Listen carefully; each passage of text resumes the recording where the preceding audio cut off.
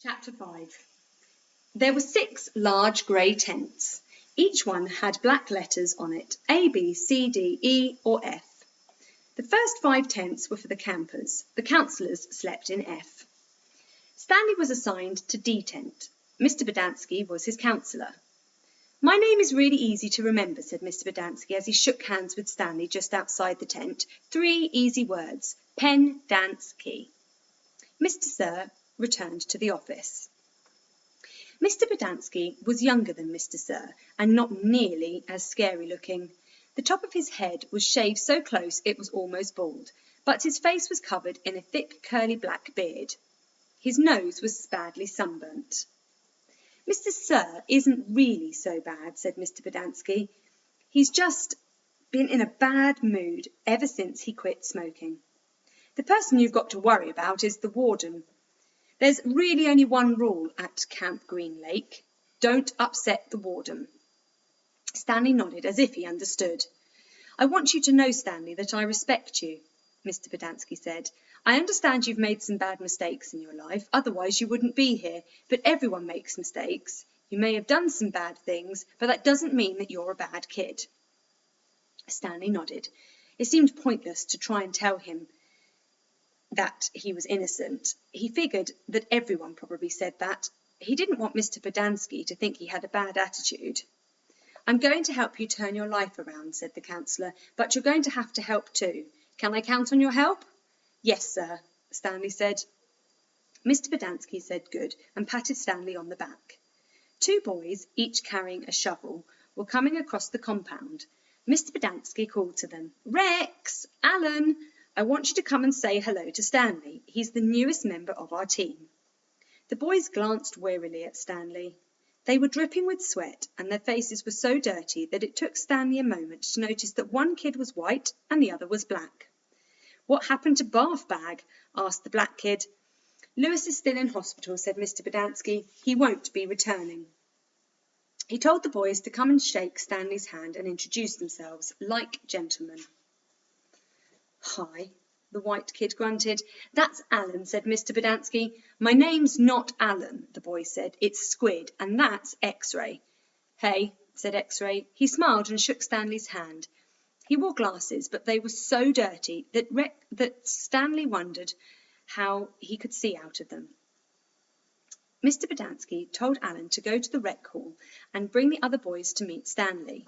Then he led them inside the tent. There were 6 cots, each one less than 2 feet from the one next to it. "Which was Lewis's cot?" Mr. Bodansky asked. "Bath Bag slept here," said X-Ray, kicking at one of the beds.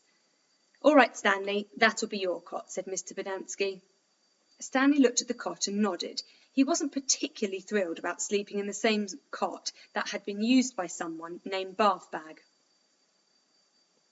7 crates were stacked in 2 piles at one end of the tent. The open end of the crates faced outwards. Stanley put his backpack, change of clothes and towel in what used to be Bath Bag's crate. It was at the bottom of the stack that had 3 in it. Squid turned to the other boys. The first 3 were introduced by Mr. Bodansky as Jose, Theodore and Ricky. They called themselves Magnet, Armpit and Zigzag. "They all have nicknames," explained Mr. Bodansky. "However, I prefer to use the names their parents gave them, the names that society will recognise them by when they return to become useful and hard-working members of society." "It ain't just a nickname," X-Ray told Mr. Bodansky. He tapped the rim of his glasses. "I can see inside you, Mum. You've got a big fat heart."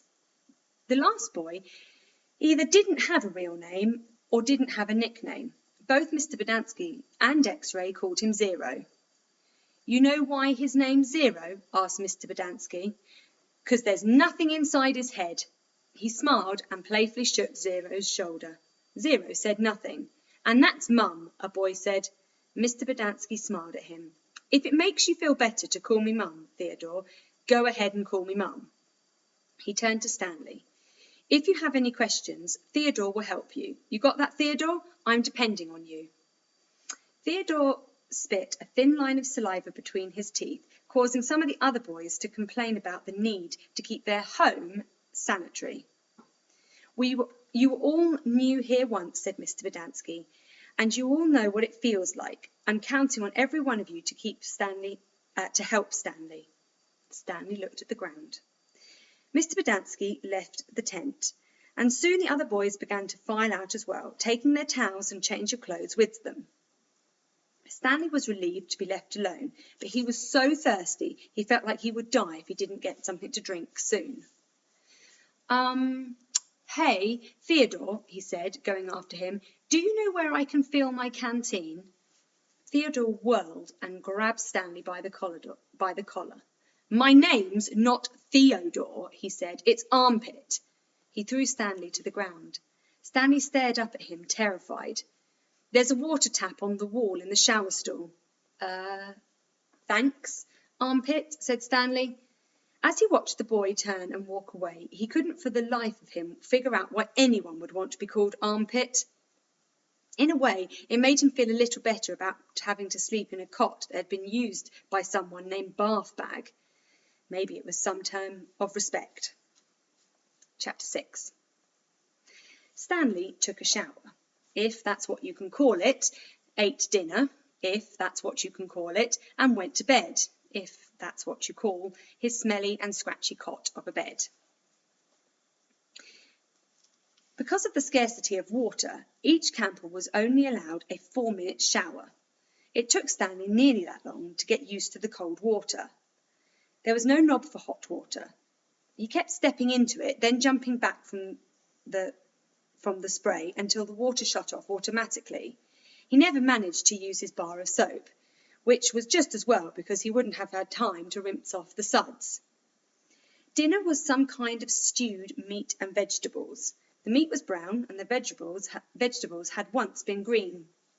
Everything tasted pretty much the same. He ate it all and used a slice of white bread to mop up the juice. Stanley had never been one to leave food on his plate, no matter how it tasted. What you do? One of the campers asked. At first, Stanley didn't know what he meant. They sent you here for a reason. Oh, he realised, I stole a pair of sneakers. The other boys thought that was funny. Stanley wasn't sure why. Maybe because their crimes were a lot worse than stealing shoes. From a store, or were they on someone's feet? Asked Squid. Neither, Stanley answered. They belonged to Clive Livingston. Nobody believed him. Sweet feet? Asked X-Ray. Yeah, right. No way, said Squid. Now, as Stanley lay in his cot, he thought it was kind of funny in a way. Nobody had believed him when he said he was innocent. Now when he said he stole them, nobody believed him either. Clyde Sweetfeet Livingston was a famous baseball player. He'd led the American League in stolen bases over the last 3 years. He was also the only player in history to hit four triples in one game. Stanley had a poster of him hanging on the wall in his bedroom.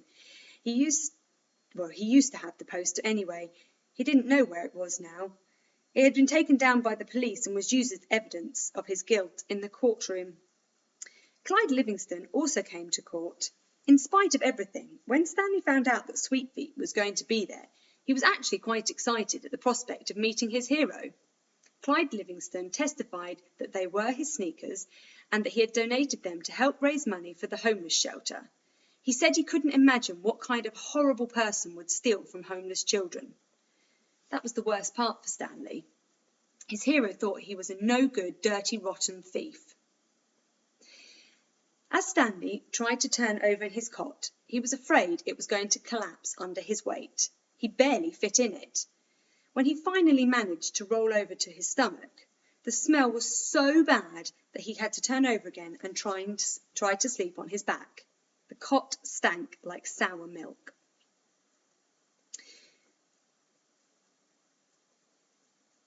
Back at school, a bully named Derek Dunn used to torment Stanley.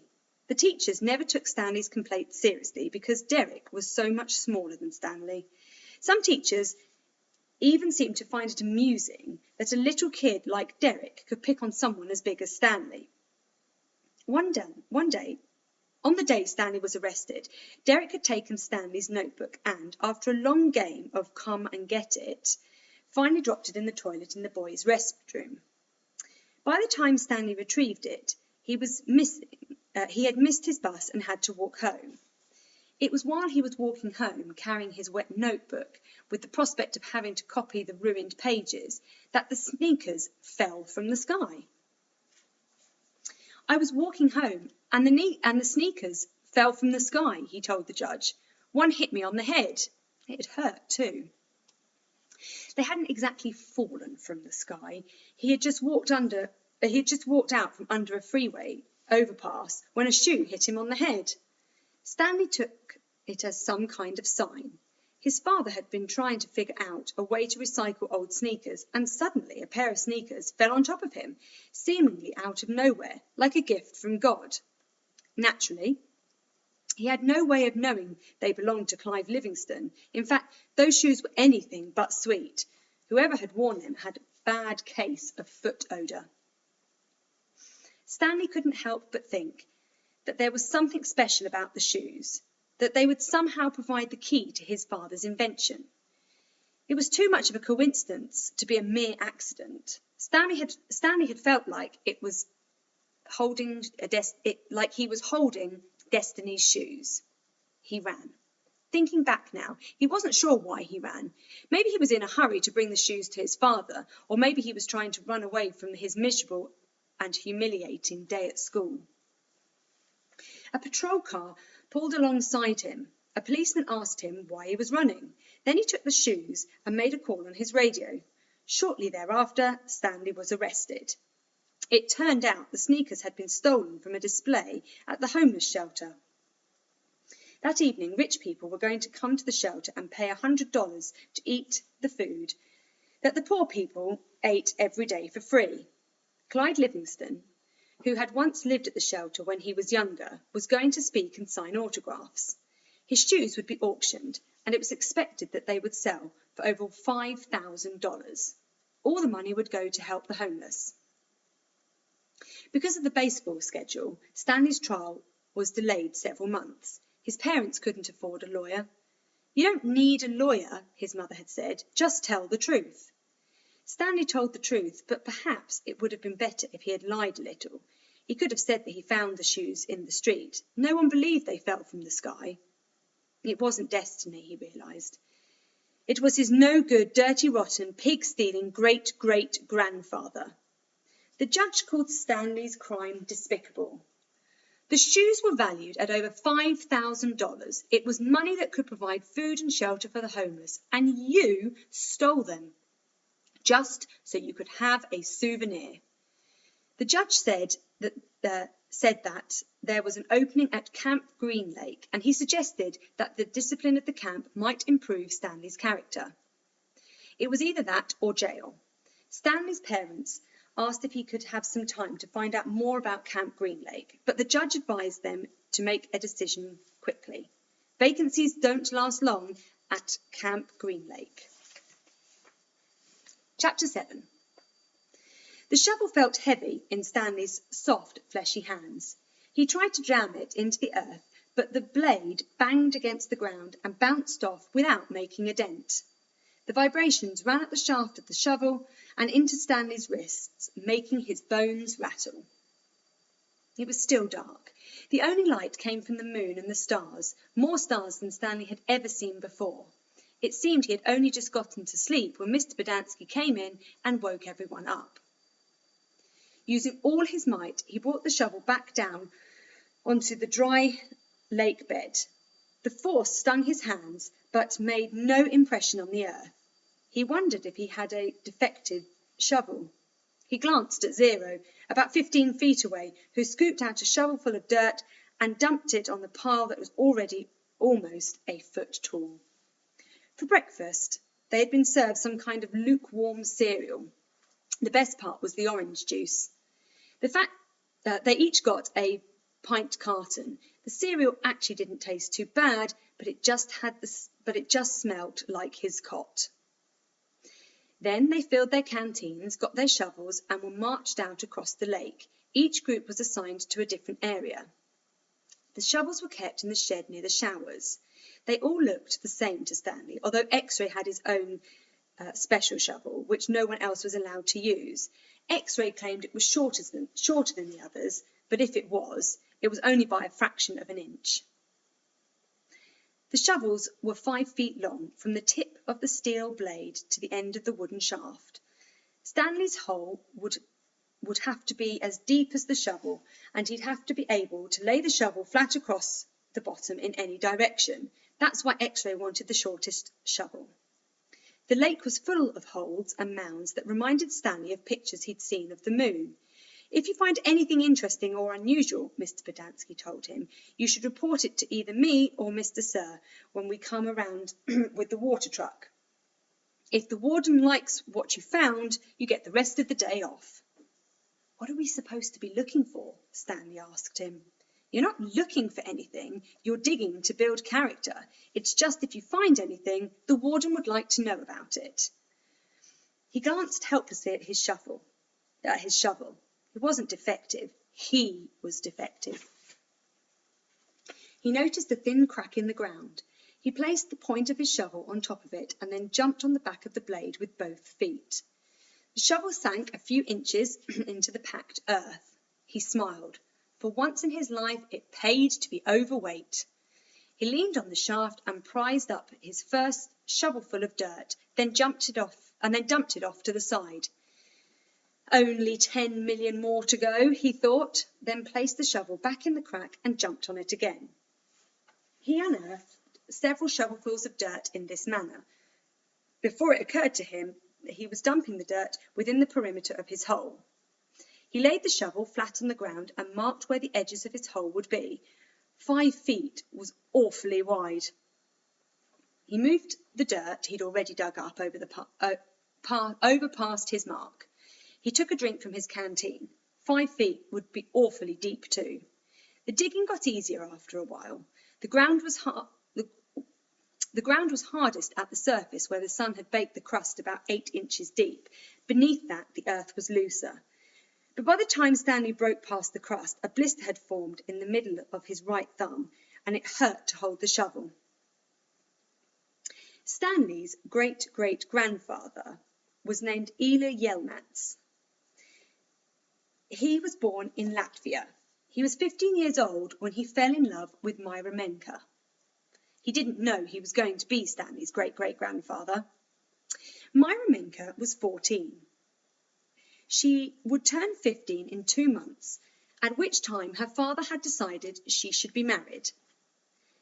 Elia went to her father to ask for her hand, but so did Igor Barkov, the pig farmer. Igor was 57 years old. He had a red nose and fat, puffy cheeks. I will trade you my fattest pig for your daughter, Igor offered. And what have you got? Myra's father asked Elia. A heart full of love, said Elia. I'd rather have a fat pig, said Myra's father. Desperate, Elia went to see Madame Zeroni, an old Egyptian woman who lived on the edge of town. He had become friends with her, though she was quite a bit older than him. She was even older than Igor Barkov. The other boys in the village liked to mud wrestle. Elia preferred to visit Madame Zeroni and listen to her many stories. Madame Zeroni had dark skin and a very wide mouth. When she looked at you, her eyes seemed to expand, and you could feel like she was looking right through you. Elia, what's wrong with you? She asked, before he even told her that he was upset. She was sitting in a homemade wheelchair. She had no left foot. Her legs stopped at the ankle. I'm in love with Myra Menka, Elia confessed, but Igor Barkov has offered to trade his fattest pig for her. I can't compete with that. Good, said Madame Zeroni. You're too young to get married. You've got your whole life ahead of you. But I love Myra. Myra's head is as empty as a flower pot. But she's beautiful. So is a flower pot. Can she push a plough? Can she milk a goat? No, she's too delicate. Can she have an intelligent conversation? No, she is silly and foolish. Will she take care of you when you are sick? No, she is spoilt and will only want to take care of herself. So she is beautiful. So what? Madame Zeroni spat out the dirt. She told Elia that he should go to America. Like my son, that's where your future lies, not with Myra Menker. But Elia would hear none of it. He was 15, and all he could see was Myra's shallow beauty. Madame Zeroni hated to see Elia so forlorn. Against her better judgment, she agreed to help him. It just so happens my sew gave birth to a litter of piglets yesterday, she said. There is one little runt whom she won't suckle. You may have him. He would die anyway. Madame Zeroni led Elia around the back of her house where she kept the pigs. Elia took the tiny piglet, but he didn't see what good it would do to him. It wasn't much bigger than a rat. He'll grow, said Madame Zeroni. Do you see that mountain on the edge of the forest? Yes, said Elia.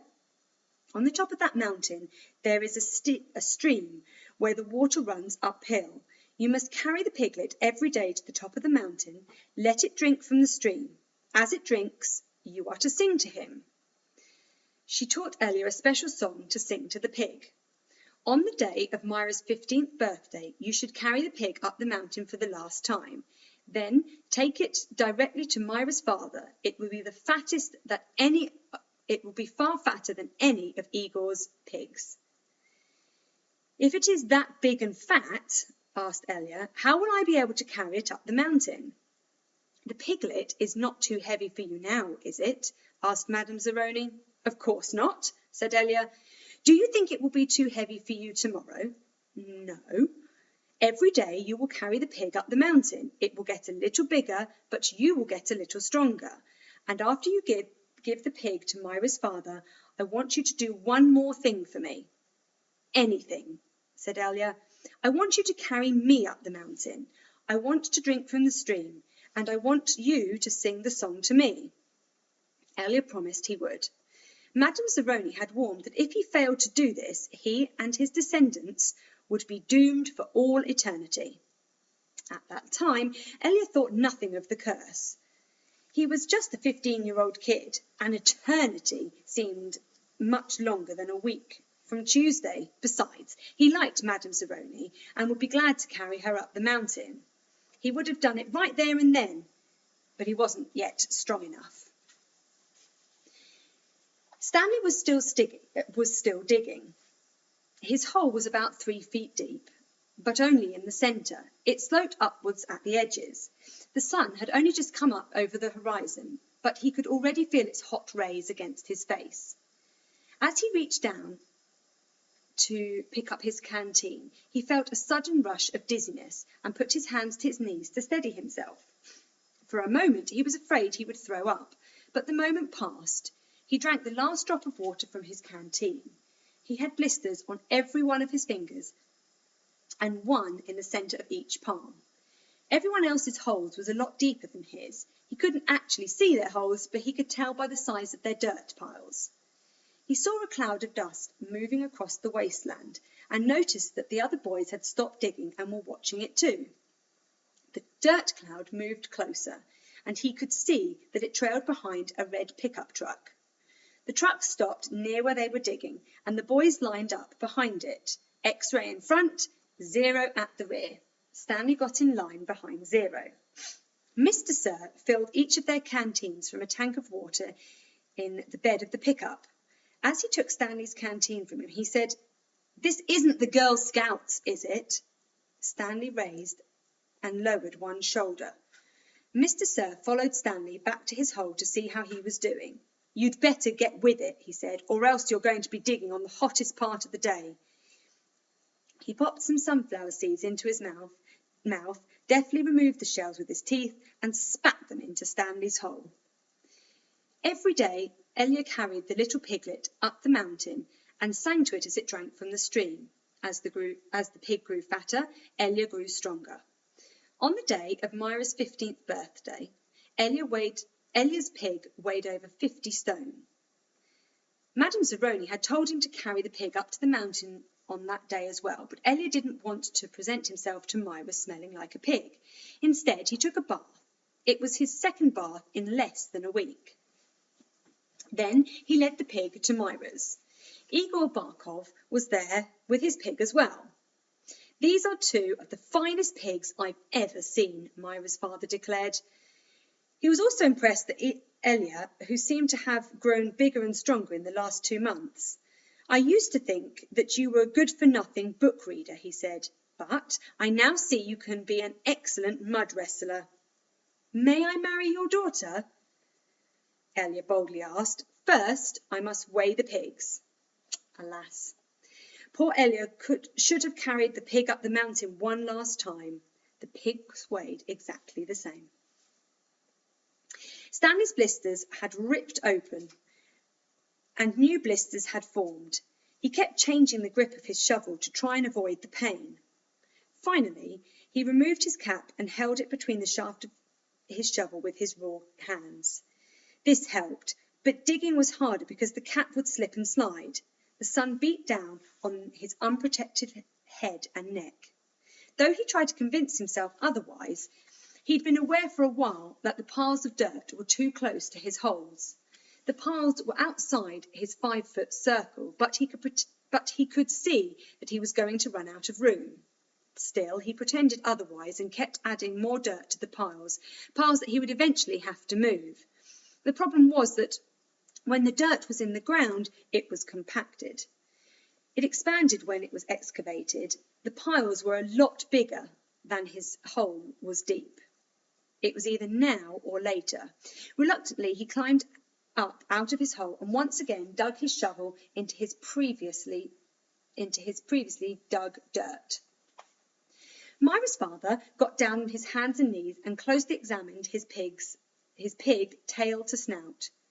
"These are two of the finest pigs I have ever seen," he said at last. "How am I to decide? I only have one daughter."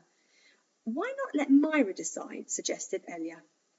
"That's preposterous!" exclaimed Igor, expelling saliva as he spoke. "Myra is just an empty-headed girl," said her father. "How can she possibly decide when I, her father, can't?" "She knows how she feels in her heart," said Elia. Myra's father rubbed his chin. Then he laughed and said, "Why not?" He slapped Elia on the back. "It doesn't matter to me. A pig is a pig." He summoned his daughter. Elia blushed when Myra entered the room. "Good afternoon, Myra," he said. She looked at him. "You all right, Elia?" she asked. "Myra," said her father, "Elia and Igor have offered me a pig for your hand in marriage. It doesn't matter to me. A pig is a pig. So I will let you make the choice. Whom do you wish to marry?" Myra looked confused. "You want me to decide?" "That's right, my blossom," said her father. "Gee, I don't know," said Myra. "Which pig weighs more?" "They both weigh the same," said her father. "Golly," said Myra, "I guess I choose Elia." "No, Igor. No, Elia. No, Igor. Oh, I don't know. I think of a number between 1 and 10. I'll marry whoever guesses the closest number. Okay, get ready." 10, guessed Igor. Elia said nothing. "Elia," said Myra, "what number do you guess?" Elia didn't pick a number. "Marry Igor," he muttered. "You can keep my pig as a wedding present." The next time the water truck came, it was driven by Mr. Bodansky, who also bought sack lunches. Stanley sat with his back against the pile of dirt and ate. He had a bologna sandwich, potato chips, and a large chocolate chip cookie. "How you doing?" asked Magnet. "Not real good," said Stanley. "Well, the first hole's the hardest," Magnet said. Stanley took a long, deep breath. He couldn't afford to dawdle. He was way behind the others, and the sun just kept getting hotter and hotter. It wasn't even noon yet. But he didn't know if he had the strength to stand up.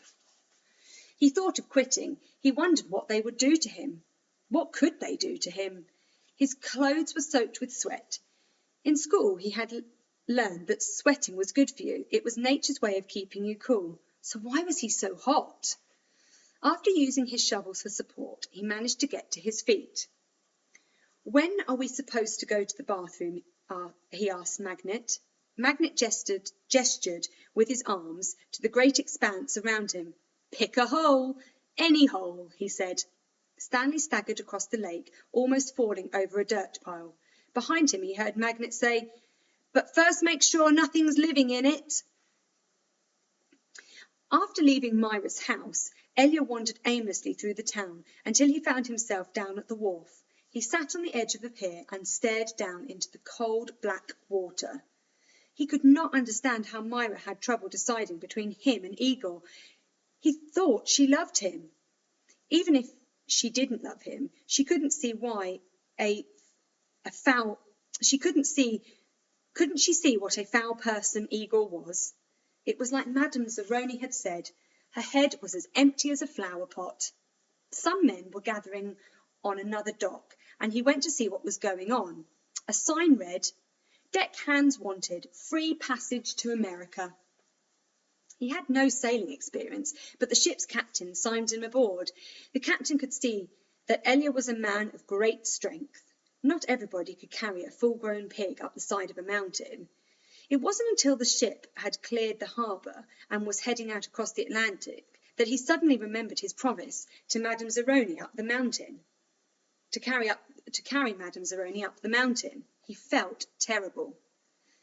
He wasn't afraid of the curse. He thought that was a lot of nonsense. He felt bad because he knew Madame Zeroni had wanted to drink from the stream before she died. Zero was the smallest kid in Group D, but he was the first one to finish digging. "You're finished?" asked Stanley enviously. Zero said nothing. Stanley walked to Zero's hole and watched him measure it with his shovel. The top of his hole was a perfect circle, and the sides were smooth and steep. Not one dirt clod more than necessary had been removed from the earth. Zero pulled himself up to the surface. He didn't even smile. He looked down at his perfectly dug hole, spat in it, then turned around and headed back to the camp. "Zero's one weird dude," said Zigzag. Stanley would have laughed, but he didn't have the strength. Zigzag had to be the weirdest dude Stanley had ever seen. He had a long skinny neck and a big round head with wild frizzy blonde hair that stuck out in all directions. His head seemed to bob up and down on his neck like it was on a spring. Armpit was the second one to finish digging. He also spat into his hole before heading back to the camp. One by one, Stanley watched each of the boys spit into his hole and return to the camp compound. Stanley kept digging. His hole was almost up to his shoulders, although it was hard to tell exactly what ground level was because his dirt piles completely surrounded his hole. The deeper it got, the harder it was to raise the dirt up and out of the hole. Once again, he realised he was going to have to move the piles. His cap was stained with blood from his hands. He felt like he was digging his own grave. In America, Elia learnt to speak English. He fell in love with a woman named Sarah Miller. She could push a plough, milk a goat, and, most importantly, think for herself. She and Elia often stayed up half the night, talking and laughing together. Their life was not easy. Elia worked hard, but bad luck seemed to follow him wherever he went. He always seemed to be in the wrong place at the wrong time. He remembered Madame Zeroni telling him that she had a son in America. Elia was forever looking for him. He'd walk up to complete strangers and ask if they knew someone named Zeroni, or had they ever heard of anyone named Zeroni. No one did. Elia wasn't sure what he'd do if he ever found Madame Zeroni's son anyway. Carry him up a mountain and sing the pig lullaby to him? After his barn was struck by lightning for the third time, he told Sarah about his broken promise to Madame Zeroni. I'm worse than a pig thief," he said. "You should leave me and find someone who isn't cursed." "I'm not leaving you," said Sarah, "but I want you to do one thing for me." "Anything," said Elia. Sarah smiled. "Sing me the pig lullaby." He sang it for her. Her eyes sparkled. "That's so pretty. What does it mean?" Elia tried his best to translate it from Latvian to English, but it wasn't the same. "It rhymes in Latvian," he told her. "I could tell," said Sarah. A year later, their child was born. Sarah named him Stanley because she noticed that Stanley was Yelnats spelled backwards. Sarah changed the words of the pig lullaby so that they rhymed, and every night she sang it to little Stanley. If only, the woodpecker sighs, the bark on the trees was as soft as the skies, while the wolf waits below, hungry and lonely, crying to the moon, if only, if only. Stanley's hole was as deep as his shovel, but not quite wide enough to go on the bottom. He grimaced as he sliced off a chunk of dirt, then raised it up into the air and flung onto a pile. He laid his shovel back down at the bottom of the hole, and to his surprise it fit. He rotated it and only had to chip off a few chunks of dirt here and there before he could lie it flat across the hole in every direction. He heard the water truck approaching, and he felt a strange sense of pride as he was able to show Mr. Sir or Mr. Bodansky that he had dug his first hole. He put his hands on the rim and tried to pull himself up. He couldn't do it. His arms were too weak to lift his heavy body. He used his legs to help, but he just didn't have enough strength. He was trapped in the hole. It was almost funny, but he wasn't in the mood to laugh. "Stanley!" he heard Mr. Bodansky call. Using his shovel, he dug 2 footholes in the hole wall. He climbed out to see Mr. Bodansky walking over to him. "I was afraid you'd fainted," Mr. Bodansky said. "You wouldn't have been the first." "I'm finished," Stanley said, putting his blood-spotted cap back on his head. "All right," said Mr. Bodansky, raising his hands for a high five, but Stanley ignored it. He didn't have the strength. Mr. Bodansky lowered his hand and looked down at Stanley's hole. "Well done," he said. "You want to ride back?" Stanley shook his head. "I'll walk." Mr. Bodansky climbed back onto the truck without filling Stanley's canteen. Stanley waited for him to drive away, then took another look at the hole.